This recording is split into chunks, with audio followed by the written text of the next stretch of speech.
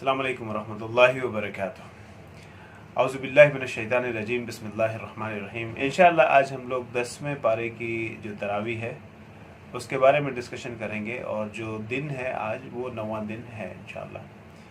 तो इसमें जो है वो सूरह अनफाल जो अभी भी चल रहा है, स्पॉइल्स ऑफ वॉर, जो माल गनीमत के बारे में है, और इसमें जो अलग अलग जो जंगें हुई हैं, इस्लामी जंगें, उनके बारे में ज़िक्र है। कहीं बदर का ज़िक्र है, कहीं उहद का ज़िक्र है, हुनैन का ज़िक्र है, और उनमें क्या क्या मामलात पेश आए उनके बारे में ज़िक्र आया है। जो पहली ही आयत है इस बारे की, वअलमू इन्नमा गनिमतुम मिन शैइन फ़इन्न लिल्लाहि खुमसुहु वलिर्रसूल वलिज़िल क़ुरबा वलयतामा वलमसाकीन वब्निस सबील, कि जान रखो कि जो कुछ भी तुम्हें गनीमत का माल मिलता है सो अल्लाह के वास्ते और उसके रसूल के वास्ते है। उसका खुम्स, यानी खुम्स कहते हैं 1/5, 5वां हिस्सा, और उसके कराबतदार और यतीमों और मोहताजों और मुसाफिरों के वास्ते है। यानी ये जो फ़ंड होता है 1/5, वो स्टेट के एतबार से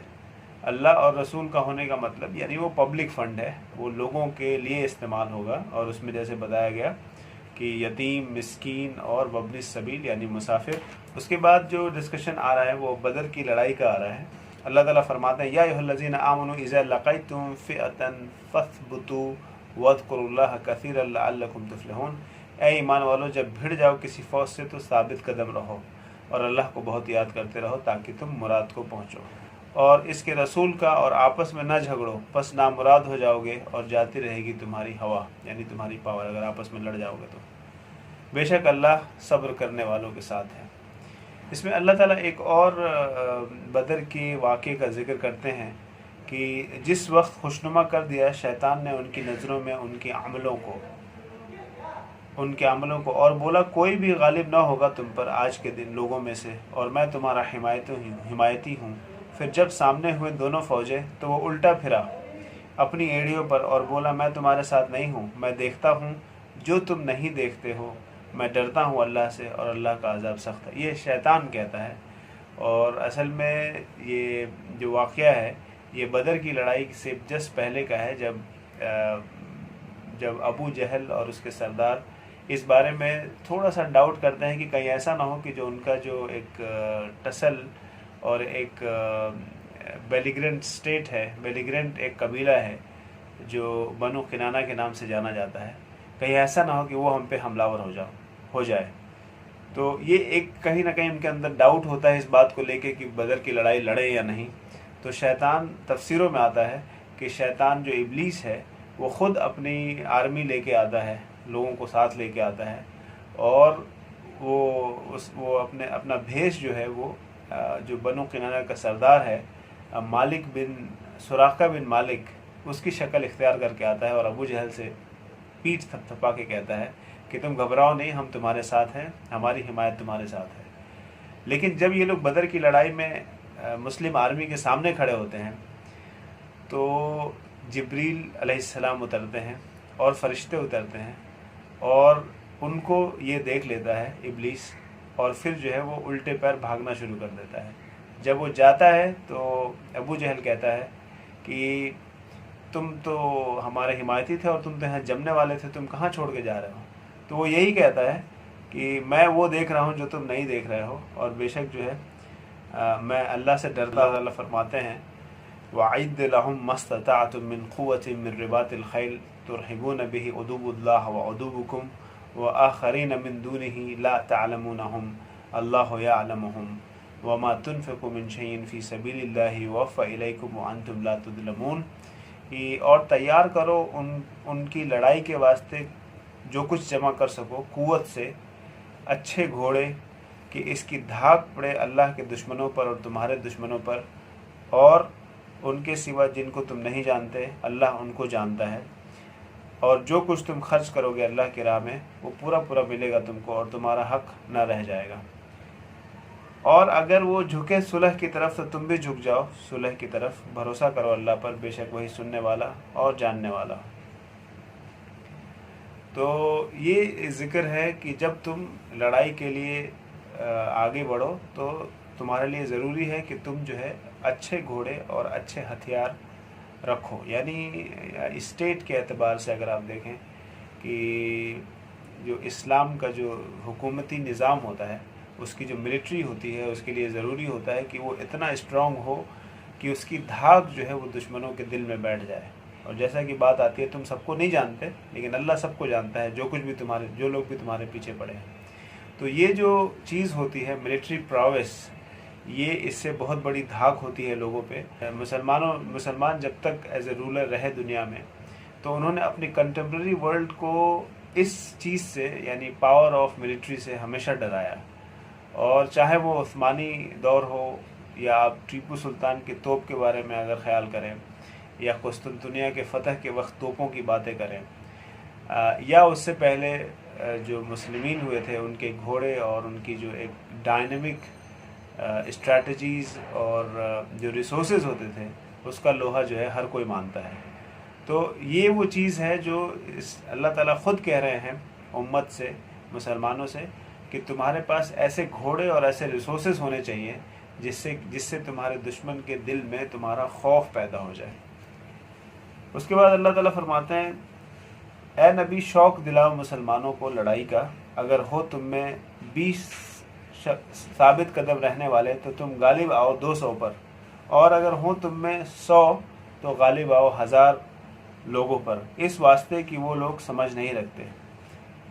اب بوجھ ہلکا کر دیا. ایک تو یہ بات آئی کہ جو ایکچوئل پوزیشن ہے، یعنی تم 10 ملٹیپلائڈ بائی فورس اگر ہے، تو یہ ایک طرح سے حکم ہے اللہ کی طرف سے کہ اگر تم کسی لڑائی میں جاؤ اور تم پاؤ کہ وہاں پہ 10 گنا لوگ ہیں، تو تم پیچھے نہیں ہٹنا، یعنی تم سمجھو کہ تم جیت سکتے ہو وہاں پہ. پھر جب کچھ لوگوں کو یہ تھوڑی سی زیادہ معلوم ہوئی، تو اللہ تعالیٰ نے دوبارہ سے ایک آیت اتاری، الآن خفف اللہ عنکم، کہ اب اللہ نے بوجھ تم پر ہلکا کر دیا. وعلم ان فیکم ضعف، اور جانا تم میں سستی ہے، اور اس بات کو جانا کہ تم میں کچھ سستی ہے.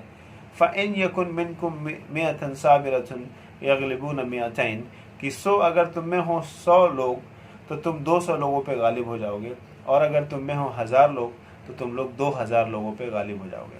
تو یعنی یہ حکم جو 10x کا تھا ملٹیپلائڈ بائی 10 ٹائمز، وہ اب 2 ٹائمز ہو گیا. کہ اب یہ حکم میں اس طرح سے آتا ہے کہ اگر تمہارے اوپر ڈبل فوج ہو تو تب بھی تمہیں لڑنا ہے ان سے. اکثر ہم یہ سوچتے ہیں کہ آخر یہ ایسی کیا بات ہو گئی کہ اللہ تعالیٰ نے 10 ٹائمز کر دیا اور پھر اس کو 2 ٹائمز کر دیا. اور یہ بھی کہ 2 ٹائمز بھی تو زیادہ ہے. یعنی اکثر کہا جاتا ہے لڑائی برابر والوں میں ہوتی ہے، جس میں لگ بھگ ایک طرف 100 ہے تو دوسری طرف 110 ہے یا 20 ہے یا 150 ہے. اب یہ سیدھے 200، یہ بھی ڈبل ہے. تو اس کے پیچھے کیا وجوہات ہوں گے؟ وہ مسلمان کا جو ایٹیٹیوڈ ہے موت کو لے کے، اور خاص کر لڑائی کے میدان میں موت کو لے کے، وہ بالکل ڈیفرنٹ ہے اور بالکل الگ ہے پوری دنیا کے لوگوں سے لے کے. لوگ لڑتے ہیں اپنی کسی جگہ کو ڈیفینڈ کرنے کے لیے، زمین کو ڈیفینڈ کرنے کے لیے، باؤنڈریز کو لے کے ڈیفینڈ کرنے کے لیے، اپنے فلیگز کو لے کے ڈیفینڈ کرنے کے لیے. لیکن یہاں پہ جو ڈیفنس ہوتا ہے وہ اللہ کو لے کے ڈیفنس ہوتا ہے. اور جو اس میں وعدہ ہے وہ یہ ہے کہ اللہ تعالیٰ کہتے ہیں وَلَا تَقُولُوا لِمَن يُقْتَلُ فِي سَبِيلِ اللَّهِ أَمْوَاتٌ، کہ جو لوگ بھی اللہ کے راستے میں شہید ہو جائے تو تم ان کو یہ نہ کہو کہ وہ مر گئے، بلکہ وہ زندہ ہیں. تو یہ جو ایک آپ دیکھ رہے ہیں انسینٹیو مل رہا ہے کہ اگر آپ اللہ کے راستے میں شہید ہو رہے ہیں تو آپ کو یہ بھی نہیں کہا جائے گا کہ آپ مر گئے، بلکہ آپ کو کہا جائے گا آپ شہید ہو گئے. اور شہید صرف ورڈ نہیں ہے، بلکہ اس کا ایک کانسیپٹ ہے کہ آپ کو اللہ کی طرف سے رزق ملتا ہے، اللہ آپ کو رزق پہنچاتے ہیں آپ کے پاس. تو ظاہر سے یہ ایک ایسا ایٹیٹیوڈ ہے جو کوئی قوم نہیں رکھ سکتی. اور یہی وجہ ہے کہ آج بھی جو جنگ کو لے کے، اور جو خاص کر جو اسلامی جو اوفینسو یا ڈیفینسو جو جنگ ہوتی ہے جس کو جہاد کہا جاتا ہے، یہ ٹرم اتنا زیادہ اس کو نیگیٹو کونوٹیشن میں رکھا گیا، اور کہیں نہ کہیں یہ اتنا پاورفل ورڈ ہے کہ اس سے اکثر لوگ ڈر جاتے ہیں. اس کے بعد ایک بہت ہی امپورٹنٹ ذکر آتا ہے جس میں یہ کہا جاتا ہے کہ جو لوگ کفر کرتے ہیں وہ ایک دوسرے کے اولیاء ہیں، وہ ایک دوسرے کے دوست ہیں، سپورٹر ہیں، کنٹریبیوٹرز ہیں، اکمپلیس ہیں. اور مسلمانوں سے اللہ تعالیٰ کہتے ہیں کہ تم بھی ایک دوسرے کے دوست ہو جاؤ. وَالَّذِينَ كَفَرُوا بَعْضُهُمْ أَوْلِيَاءُ بَعْضٍ إِلَّا تَفْعَلُوا تَكُنْ فِتْنَةٌ فِي الْأَرْضِ وَفَسَادٌ كَبِيرٌ. کہ اگر تم بھی آپس میں ایک دوسرے سے نہیں جڑو گے، جو اچھے لوگ ہیں وہ بھی اگر نہیں جڑیں گے، جو ایماندار ایمان والے لوگ ہیں وہ بھی نہیں جڑیں گے، تو پھر بہت فساد ہو جائے گی دنیا میں۔ آج جو دنیا میں بہت بڑی فساد ہم دیکھ رہے ہیں اپنے چاروں طرف، اس کی بڑی وجہ ہے، ایسا نہیں ہے کہ شریف لوگ نہیں ہیں، لیکن شریف لوگ اکٹھا نہیں ہیں، بدماش لوگ اکٹھا ہیں۔ جو فطرتاً انسان کو شریف بنایا گیا ہے، جو بدماش ہے وہ بھی شرافت کو پسند کرتا ہے، لیکن پھر بھی یہ جو بدماش اور یہ جو کہتے ہیں شیطانی چیزیں جو ہے وہ حاوی ہیں ہر چیز پہ۔ اس کی مین وجہ کیا ہے؟ کیونکہ وہ ایک دوسرے سے مل کے کام کرتے ہیں کہ ہمارے خلاف لوگ کھڑے ہو سکتے ہیں کیونکہ ہم غلط کام کر رہے ہیں، وہ خود اس بات کو احساس کرتے ہیں، اس لیے وہ ہمیشہ ایک گارڈ لے کے چلتے ہیں، اور گارڈ وہ یہ ہے کہ وہ سب مل جل کے رہتے ہیں، ایک دوسرے کو سپورٹ کرتے ہیں۔ لیکن جو ایماندار آدمی ہوتا ہے وہ سوچتا ہے کہ مجھے کسی کی کوئی کیا غرض ہے، کیونکہ میں تو کوئی غلط کام کرتا ہی نہیں، اور یہ چونکہ وہ غرض نہیں سمجھتا، وہ اس لیے وہ کسی سے کولیبوریٹ یا ایک ساتھ مل جل کے رہنے کی کوئی بہت زیادہ اس کو ضرورت سمجھ میں نہیں آتی۔ تو اس وجہ سے اللہ تعالیٰ یہاں پہ کہہ رہے ہیں اس بات کو کہ اگر تم بھی ایسا نہیں کرو کہ ایک دوسرے کے دوست بنو، ایک دوسرے کے کوآپریشن، ایک دوسرے کو کوآپریٹ کرو، اگر تم ایسا نہیں کرو گے تو ہر جگہ فساد پھیل جائے گی۔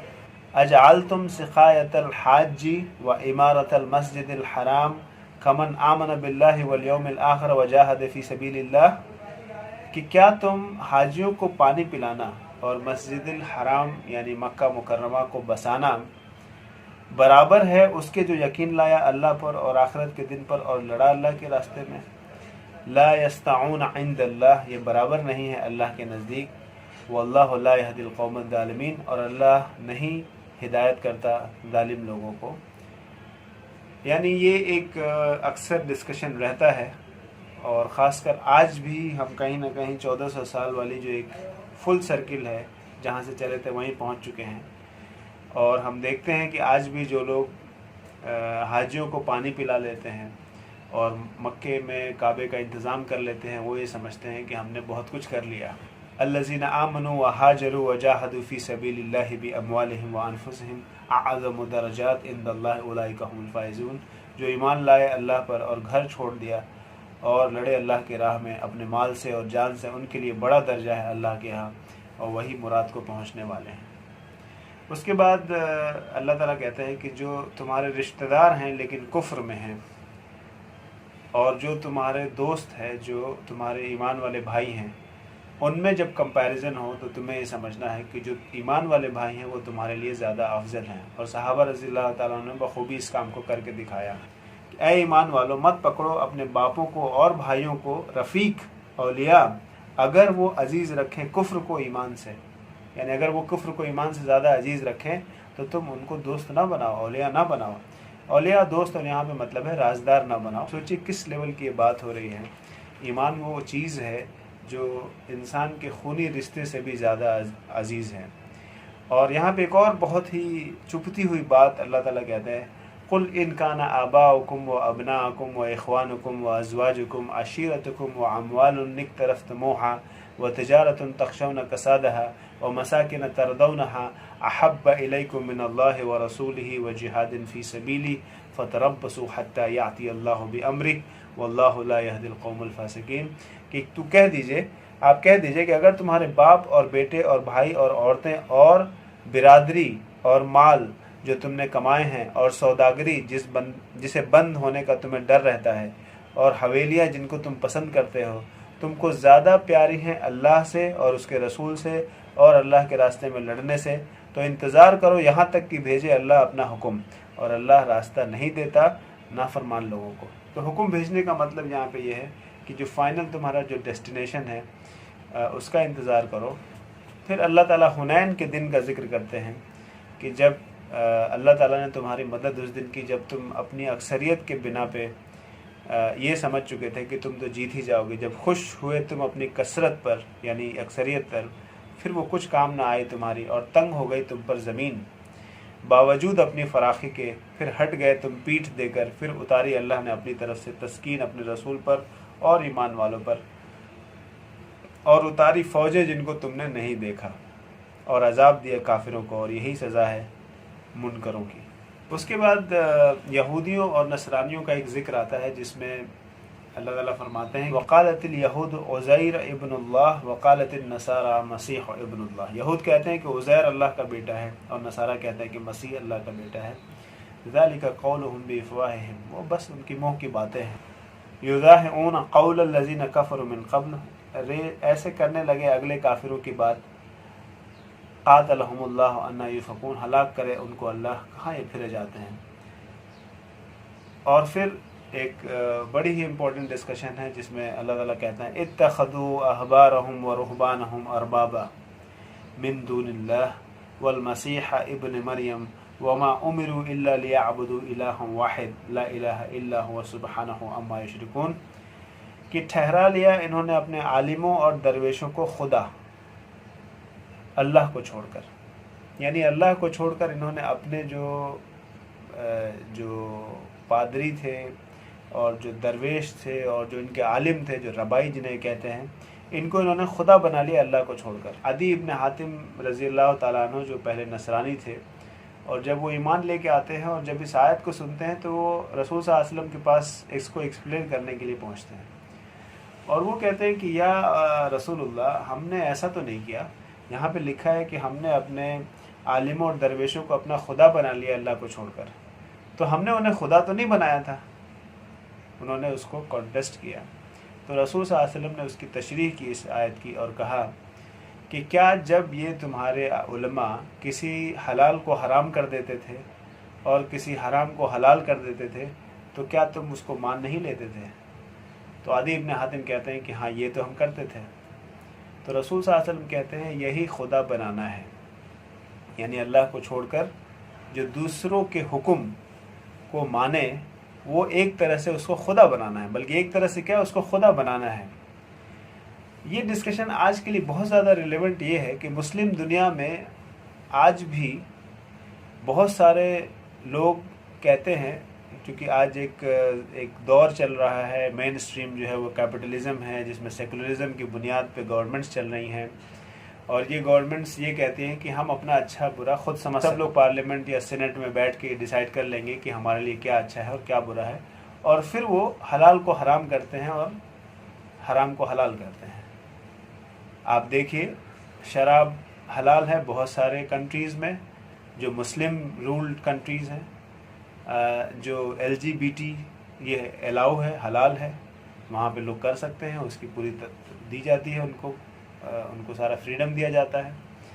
اور اللہ کے جو حکم ہیں چوری کرنے والے یا زنا کرنے والے کے، تو وہ نہ ہو کہ وہ برٹش جو قانون ہے اس کے حساب سے ہیں، جو برٹش لا ہیں اس کے حساب سے ہیں. اب کوئی یہ کہے کہ یہ لوگ جو قانون بنا رہے ہیں ان کو لوگوں نے خدا بنا لیا ہے، یہ لوگ جو سینٹ میں بیٹھ کے اور جو ایسی لیجسلیشن کر رہے ہیں مسلم دنیا میں، یہ لوگ جو ہے یہ انہیں خدا بنانا ہے. تو ہر کوئی کانٹیسٹ کرے گا کہ ارے آپ یہ کیسے کہہ رہے ہیں کہ ہم انہیں خدا بنا رہے ہیں، انہیں خدا تھوڑے بنا رہے ہیں، ہم تو بس انہیں اپنا ریپرزینٹیٹیو بنا کے بھیج رہے ہیں، پھر وہ جو چاہے کریں. تو یہی سوال عدی ابن حاتم نے بھی کیا تھا کہ ہم نے انہیں خدا تو نہیں بنایا، وہ تو بس کچھ ہم نے خدا تو نہیں بنایا، ہم ان کی عبادت تو نہیں کرتے تھے. لیکن اس کا ایکسپلینیشن جو رسول صلی اللہ علیہ وسلم دے رہے ہیں کہ جب وہ کسی حلال کو حرام کر دیتے تھے اور کسی حلال کو حرام کر دیتے تھے اور کسی حرام کو حلال کر دیتے تھے، تو کیا تم اس بات کو نہیں مانتے تھے؟ تو یہ جو کرائیٹیریا ہے، یہ کرائیٹیریا صرف اس وقت کے لیے نہیں تھا اور صرف یہودیوں اور نصرانیوں کے لیے نہیں تھا، یہ کرائیٹیریا سب کے لیے ہے، پوری دنیا میں آتی دنیا تک کے لیے ہے. تو یہ کرائیٹیریا آپ اپلائی کریں، اور اسے آپ اپلائی صرف عالموں پہ ہی نہیں کر سکتے. کوئی بھی جو یہ کام کرے کہ حلال کو حرام کر دے اور حرام کو حلال کر دے اور حلال کو حرام کر دے، تو اس کو خدا بنانا ہے. اسے بھلے ہی آپ اسے کوئی بھی نام دیں، لیجسلیٹر، سینیٹر، کچھ بھی کہیں آپ. کہ شرک کا جو مسئلہ ہے وہ بہت ہی سیریس ہے، کیونکہ باقی سب گناہ تو اللہ معاف کر سکتا ہے لیکن شرک معاف نہیں ہو سکتا. تو جب یہ اتنا بڑا سیریس معاملہ ہے تو اس کو ہم ہلکے میں نہیں لے سکتے اور اسے جسٹ پاسنگ کمنٹ نہیں کر سکتے. We need to be serious about this fact. when we take some people, we allow some people to make halal into haram and haram into halal, because that is by Rasulullah sallallahu alaihi wasallam is making God.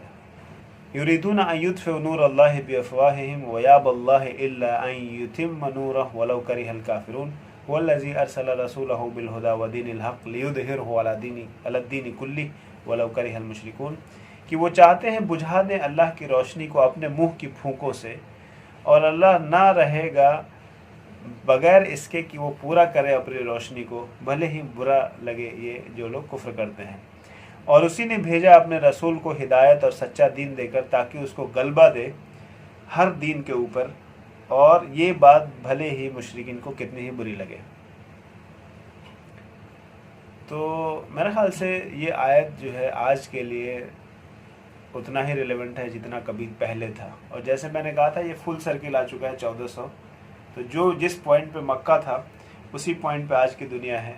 और जिस तरह से मक्का में Islamophobia था, इस्लाम को लेके एक डर फैलाया गया था, और कहने के लिए तो इस्लामोफोबिया कह सकते हैं उसे, लेकिन डरने वाले उसमें मुसलमान ही थे, उन्हीं के ऊपर सारे हमले होते थे। तो उसी तरह की दुनिया आज बन चुकी है, और कहीं ना कहीं दुनिया जो है ग्लोबल विलेज की शक्ल में आ गई है टेक्नोलॉजी की वजह से। और इस विलेज की जो शक्ल है, ये करिया जो है, जो एक मक्के को करिया कहा गया, एक छोटी सी इस्टेब्लिशमेंट बस्ती जो है, तो कहीं ना कहीं जो ग्लोबल विलेज, ये जो ग्लोबल विलेज है ये कहीं ना कहीं मक्का के जैसे हो गया है। ठीक है, यहाँ पे कोई भी इंसिडेंट होता है तो एक जगह होता है तो उसके जो रिपल्स हैं वो पूरी दुनिया में महसूस होते हैं। और इसी चीज़ को यहाँ पे फरमा रहे हैं अल्लाह ताला, युरीदून अन युत्फिउ नूरल्लाहि बिअफ़वाहिहिम, ये लोग अल्लाह के नूर को अपने मुंह की फूंकों से बुझा देना चाहते हैं। और कई बार जब आप आग को मुंह की फूंक से बुझाना चाहते हैं तो वो बुझने के बजाय और तेज जलती है, और वही आज भी हो रहा है। ये जैसे ही USSR ख़त्म हुआ और जो एक वर्ल्ड वॉर 3 कोल्ड वॉर समझिए, जो कैपिटलिस्ट वर्ल्ड और कम्युनिस्ट वर्ल्ड में चल रहा था, जैसे ही कम्युनिस्ट वर्ल्ड धाराशायी हुआ, हारा, और USSR का डिसइंटीग्रेशन हुआ, उसके बाद से जो है आप देखेंगे कि सिर्फ 2 आइडियोलॉजीज़ ग्लोबल आइडियोलॉजीज़ रह चुकी, और वो कैपिटलिज़म जिसने कम्युनिज़म को हराया, और दूसरा इस्लाम। और इस बात को बहुत से लोगों ने एतराफ़ किया। सैमुअल एच हंटिंगटन कहता है कि इस्लाम is the only ideology that has put the future of capitalism into risk. New York times कहता है कि red menace has gone, now it is इस्लाम, यानी कम्युनिज़म ख़त्म हो गया, अब कम्युनिज़म की जगह इस्लाम ने ले ली।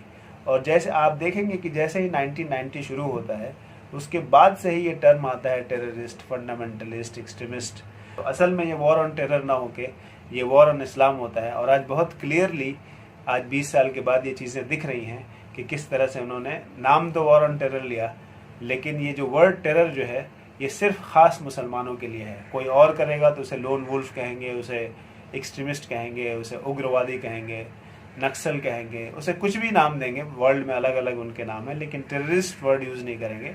टेररिस्ट वर्ड ख़ास यूज़ करेंगे मुसलमानों के लिए, क्योंकि वॉर ऑन टेरर जो है वो असल में वॉर ऑन इस्लाम था। जो उनके मुंह की फूंकों से बुझाने का मतलब कि ये लोग जो है इस्लाम की जो प्रैक्टिसेस हैं, जैसे पर्दा है या तलाक है या अजान है, मीनार है, कुरान है ना, रसूल सल्लल्लाहु अलैहि वसल्लम है, इन सब को इन्होंने कहीं ना कहीं किसी तरह से फ्रीडम ऑफ एक्सप्रेशन के नाम पे टारगेट करने की कोशिश की, और आज भी टारगेट कर रहे हैं। लेकिन अफसोस की बात यह है उनके लिए, और खुशी की बात यह है मुसलमानों के लिए, कि इनकी इन सारी चीज़ों के बावजूद इस्लाम ख़त्म नहीं हो रहा है। यानी ऐसा नहीं कि इनके फूंकों से बुझ रही है। जो ये बात आ रही है युरीदून अन युत्फिउ नूरल्लाहि बिअफ़वाहिहिम, ये अल्लाह के नूर को अपने मुंह की फूंकों से बुझा देना चाहते हैं। तो फूंक तो रहे हैं, लेकिन वो बुझ नहीं रही है, बल्कि वो और ज़्यादा फैल रही है। और उससे क्या हो रहा है कि आप देखें कि यूरोप वर्ल्ड में जो ट्रांसफॉर्मेशन है, जो कन्वर्जन है, जो रिवर्ट लोग हो रहे हैं, और ख़ासकर जो मुस्लिमीन हैं, जो अपने आप को मॉडर्निस्ट और अपने आप को किसी न किसी नाम से इस्लाम से दूर हो रहे थे, वो ख़ुद भी अब इस्लाम से आके चिमट रहे हैं और इस्लाम को एम्ब्रेस कर रहे हैं। यानी मुसलमान भी अब असल में मुस्लिम बन रहा है, और जो गैर मुस्लिम हैं वो भी अच्छी तादाद में मुसलमान बन रहे हैं, और कहीं ना कहीं कन्विक्शन आ रहा है मुसलमानों को इस्लामिक फेथ में। तो ये अपने आप में ये विक्ट्री है, और इसी चीज़ को अल्लाह ताला कहते हैं कि अल्लाह ताला अपने नूर को पूरा करके रहेगा, भले ही ये बात मुशरिकों को जो लोग कुफ्र करते हैं उनको कितना ही बुरा लगे। और अल्लाह ताला ये भी बताते हैं कि हमने रसूल सल्लल्लाहु अलैहि वसल्लम को भेजा हिदायत के साथ और सच्चा दीन देकर, ताकि आप सारे अदियान के ऊपर इस्लाम को फ़ौक़ियत गालिब करके दिखाएं, to prove the superiority of Islam over all other religions. और हम देखते हैं कि रसूल सल्लल्लाहु अलैहि वसल्लम ने अपनी लाइफ में और बाद में सहाबा रज़ियल्लाहु ताला ने प्रूफ करके दिखाया। और जब तक ये सिविलाइजेशन, जब तक ये अथॉरिटी मुसलमानों के हाथ में रही, तब तक आप देखते हैं कॉन्टेम्प्रेरी वर्ल्ड में कोई पावर नहीं थी कि जो उनसे आगे निकल सके, इल्ला ये कि जब हमारी रूलिंग सिस्टम ख़त्म हुई। और उसकी भी हदीसें हैं जिसमें रसूल सल्लल्लाहु अलैहि वसल्लम फरमाते हैं कि तुम्हारी जो है एक एक कड़ियाँ इस्लाम की तोड़ी जाएंगी, और सबसे पहली कड़ी जो होगी वो रूलिंग की होगी, अथॉरिटी की होगी, और जो आखिरी कड़ी है वो नमाज की होगी। और हम देखते हैं कि जो उसकी पहली कड़ी रूलिंग की है वो 1924 में ख़त्म होती है। और इस बार कोरोना के दौर में हमने देखा कि जो इसकी आखिरी कड़ी थी यानी जो नमाज, वो भी कड़ी टूट गई। तो बहरहाल अगर ये टूटने वाले यानी जो हमारा डिक्लाइन है, इस अगर एरिया को छोड़ दें, तो इससे पहले हम देखते हैं कि बेशक जो है मुसलमान कंटेम्प्रेरी वर्ल्ड में एक दे were the power to Recon with. तो अल्लाह ने हुक्म दिया कि तबूक पे एक्सपीडिशन, और रसूल सल्लल्लाहु अलैहि वसल्लम ने सहाबियों को उभारा। तो उस वक्त सख्त गर्मी पड़ रही थी, फसलें तैयार थी, और बहुत से लोग जो है कहीं ना कहीं इस चीज़ को मुश्किल समझ रहे थे। प्लस उनके लिए एक बहुत ही नई चीज़ थी, यानी अरब के अलावा किसी दूसरे गैर अरब टेरिटरी पे जाके और कहीं ना कहीं मिलिट्री स्ट्रगल करना, ये उनके लिए एक बहुत नई चीज़ थी। तो बहुत सारे नए फैक्टर्स थे जिसकी वजह से जो लोग मुनाफिकीन थे उनकी मुनाफिकत जो है वो ज़ाहिर हो गई। उसका ज़िक्र बहुत खुले तौर से अल्लाह ताला ने इस सूरह तौबा में रखी है। मुनाफिक मर्द और मुनाफिक औरतें सबकी एक चाल ही है, सिखाएं बात बुरी और छुड़ाएं भली बात की अच्छी बातों से, और बंद रखें अपने मुट्ठी यानी कम पैसे खर्च करें। और भूल गए अल्लाह को, सो अल्लाह ने भी उन्हें भुला दिया। तहकीकन बेशक यही लोग मुनाफिक हैं और वही लोग नाफरमान हैं। वादा दिया है अल्लाह ने मुनाफिक मर्द और मुनाफिक औरतों को, और जो लोग कुफ्र करते हैं दोज़ख की आग का, पड़े रहेंगे उसी में, वही बस है उनको। और अल्लाह ने उनको फटकार दिया और उनके लिए अजाब है बरकरार रहने वाला।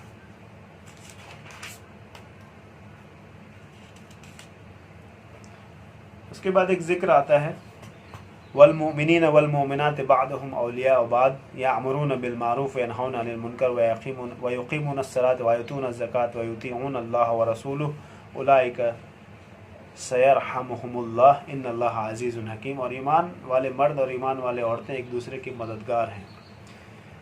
और अक्सर ये बात हम सोच सकते हैं कि किस तरह से मददगार हो सकते हैं ईमान वाले औरतें ईमान वाले, हालांकि उनको यानी या तो वो एक दूसरे की जौज़ होंगी या फिर वो नामहरम होंगी, तो फिर वो मददगार कैसे होंगी।